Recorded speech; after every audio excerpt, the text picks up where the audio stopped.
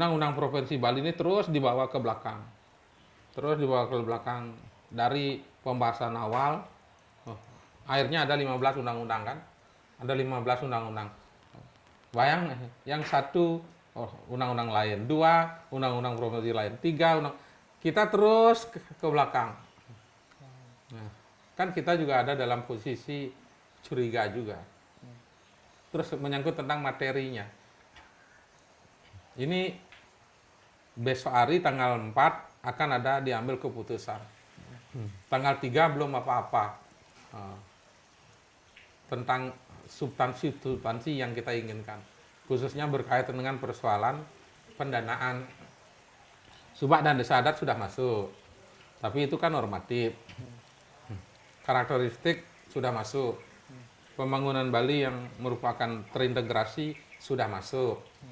Yang belum itu adalah yang kita tuntut sudah dari 19 tahun yang lalu.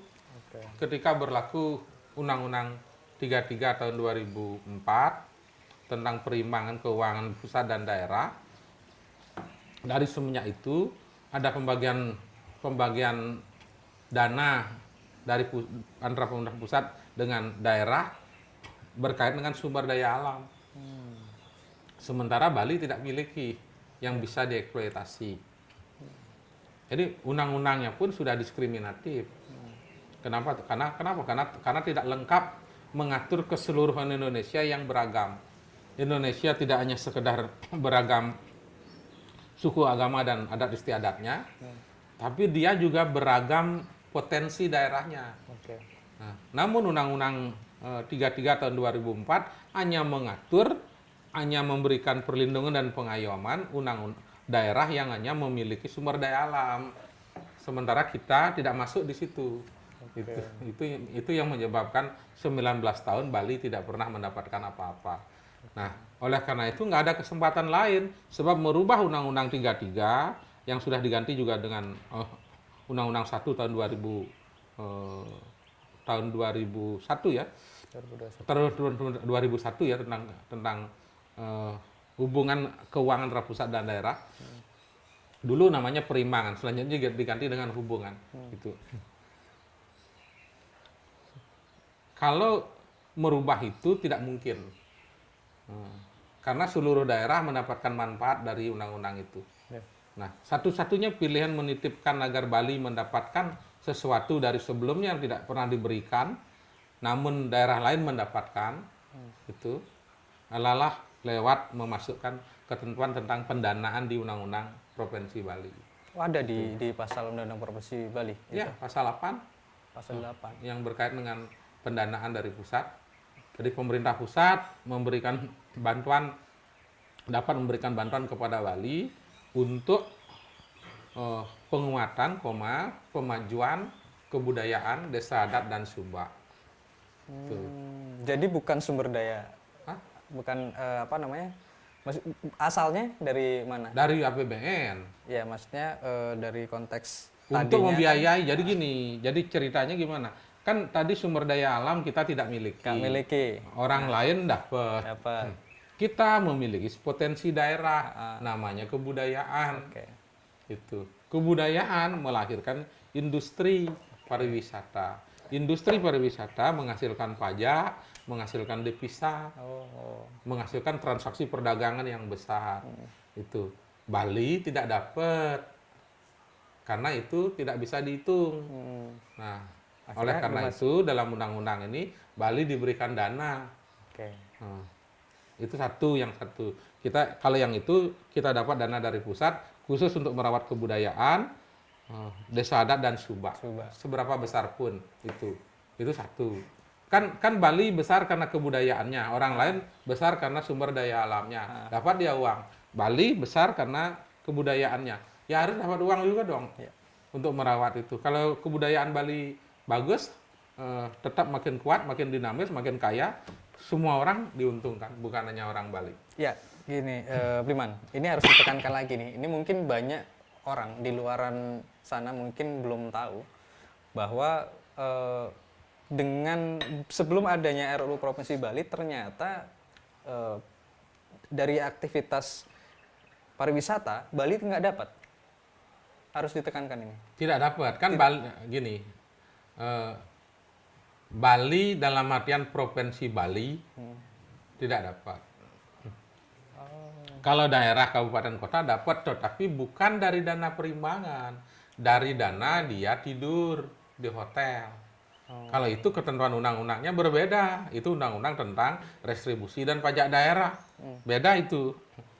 Seluruh Indonesia juga yang punya restoran, punya hotel dapat. Kalau Gitu. turis asing masuk dapat juga. Kalau turis masuk ke Bali ya tidak dapat.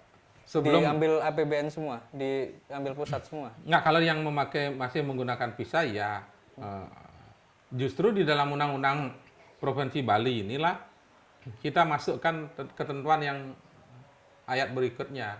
Oke. Jadi yang satu kan dana dari pusat. Yang kedua adalah pemerintah pusat memberikan kewenangan kepada pemerintah Provinsi Bali untuk melakukan pungutan terhadap wisatawan asing yang datang ke Bali. Itu yang nomor dua. Artinya ada dana yang rutin permanen datang dari Jakarta, dari pusat, dari APBN kepada Bali. Yang kedua adalah pemerintah pusat juga memberikan celah, memberikan ruang untuk menambah besaran fiskal di Bali lewat memberikan kewenangan pemerintah Provinsi Bali untuk melakukan pungutan terhadap wisatawan yang datang ke Bali. Gitu. Jadi berhak ya. sebelum COVID kan yang datang 6,2 juta. Sekarang yang sudah lahir sudah datang sudah 3 juta. DPRD Bali bersama Pak Gubernur sudah memutuskan Rp150.000 per orang yang datang, orang asing yang datang. Kan lumayan tuh. Jadi 150.000 kali 3 juta. Ya, udah lumayan. Sambil ini ngeteh dulu lah. Karena ini yang pertanyaan selanjutnya ini agak keras. Jadi Bliman, dari Undang-Undang Provinsi Bali ini, tadi Bliman sampaikan soal dana perimbangan, nanti akan ada tambahan uang yang masuk ke Provinsi Bali dari aktivitas kebudayaan. Gitu. Tapi sebenarnya Undang-Undang Provinsi Bali ini, kalau menurut Pak Man, benar untuk kepentingan rakyat atau kemudian ini hanya bagian dari politik anggaran? Kalau saya, karena saya pelaku ya, saya terlibat dari Otsus 1, saya ikut mengawal, walaupun waktu itu tidak jadi DPR, tapi jadi sekretaris DPD partai, ikut mengawal itu, Otsus 2, selanjutnya terlibat aktif dalam Undang-Undang Provinsi Bali ini. Ini bagi saya adalah berkaitan dengan persoalan kebanggaan kita jadi sebagai orang Bali. Masa Bali yang begitu besar namanya itu tidak punya undang-undang tersendiri? Itu satu. Terus yang kedua, undang-undang ini memberikan jaminan kepada Bali untuk membangun sesuai dengan karakteristik yang dia miliki. Gitu. Yang ketiga, masa orang lain dapat dana dari pusat, sementara Bali juga ikut berkontribusi. Jadi undang-undang ini bagi saya adalah perwujudan dari perjuangan ketidakadilan selama dalam kurun waktu yang panjang, akhirnya terwujud. Jadi kalau boleh menyebut kata yang lebih besar gitu, ini bukan, kita tidak dapat otsusnya, tetapi kita dapat substansi. Gitu. Jadi ya ini adalah perjuangan untuk kita semua untuk membangun kebanggaan bagi kita orang Bali, ya, agar kita memiliki kebanggaan terhadap daerah kita sendiri dengan undang-undang yang telah diakui oleh negara, termasuk juga di dalamnya adalah pengakuan terhadap desa adat dan subak. Itu. Karena memang beberapa isu waktu pembahasan dari Undang-Undang Provinsi Bali pada waktu itu, ini kan isu yang berkembang, ada ketakutan dari pemerintah pusat terkait bahwa kemudian nanti ketika RUU Undang-Undang Provinsi Bali ini disahkan, ini akan mengganggu proses pendapatan negara APBN, atau kemudian nanti akan ada aktivitas yang istilahnya lebih melenceng gitu. dari NKRI begitu Ya, karena ya. Waktu perdebatan itu saya juga merasakan kenapa orang lain agak hati-hati responnya. Ya, dikhawatirkan kita dengan membuat undang-undang ini kita aneh-aneh sendiri. Itu tentu orang Bali tidak memiliki potensi seperti itu. Gitu. Bahwa benar memang salah satu tujuan kita memperjuangkan undang-undang ini adalah untuk mendapatkan anggaran, untuk mendapatkan politik anggaran berkaitan dengan persoalan politik anggaran. Bagaimana membuat undang-undang tanpa ada kita repot-repot membahas, tanpa ada dagingnya? Ya memang harus berjuang, lalu membangun pakai apa? Tetapi kan yang penting di luar urusan anggarannya, kita diberikan keleluasaan untuk membangun sesuai dengan karakteristik kita sendiri. Undang-undang yang mengatur tentang desa adat, undang-undang yang mengatur tentang Sumba. Gitu. nah ini kan kemarin sudah ditetapkan diundangkan 4 Mei 2023 lalu Juli atau Juni kemarin itu Ketua Komisi 2 juga sudah menyerahkannya ke Provinsi Bali. Lalu kemudian soal penerapannya ini, Pak Mang, ini lagi-lagi kalau kita bicara soal ideal, undang-undang pasti akan bagus gitu. Tapi kemudian kalau untuk ini sudah jadi RUU Provinsi Bali sudah ada jadi undang-undang gitu. Tapi kemudian soal pelaksanaannya nanti yang yang betul mengawasi, mengawal biar sesuai dengan apa yang diharapkan di Undang-Undang Provinsi Bali itu bagaimana? Siapa? Ya, lebihnya undang-undang ini adalah dia tidak turunannya tidak berupa PP, melainkan seluruhnya adalah perda. Nah, dengan perda tentu antara norma dan cita-cita yang ada di dalam undang-undang lebih masuk dia karena yang membuatnya sendiri juga orang Bali, Gubernur Bali, DPRD Bali. Mereka memahami tentang apa dan bagaimana dia harus mengurus daerahnya, bagaimana harus merawat daerahnya, bagaimana caranya menambah besaran fiskal untuk membangun daerahnya. Itu. Jadi menurut saya ya dengan undang-undang ini harapan kita ya Bali lebih baik. Kalau sebelumnya Bali korodit, ya kita berharap tidak korodit lagi. Dengan undang-undang ini, sebelumnya lautnya jorok, banyak sampah. Harapan saya dengan undang-undang ini ada biaya yang disiapkan. Bagaimana kita melakukan pengurangan penggunaan plastik dan selanjutnya bagaimana agar plastik tidak sampai ke laut. Mencegah sampah plastik sampai ke laut. Begitu juga agar danau kita dirawat, hutan-hutan konservasi kita harus dirawat, tanah-tanah produktif yang terlindungi juga harus dijaga.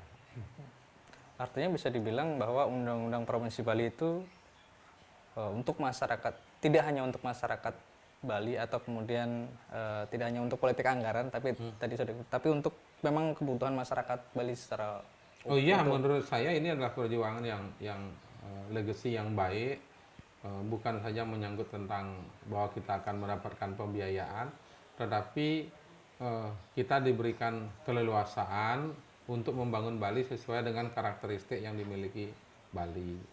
Desa adat kita dipertegas bahwa ada desa adat di Bali masuk dalam undang-undang, ada subak di Bali masuk dalam undang-undang. Selanjutnya masuknya desa adat dan subak di Bali juga diberikan biaya. Diberikan biaya dari pusat. Jadi pusat kebudayaan itu kan ada di desa adat. Pusat kebudayaan itu kan lahir dari budaya agraris Subak. Nah, dengan ada biaya dari Jakarta, dari pusat, berarti kan mereka, pemerintah pusat ikut merawat kebudayaan Bali.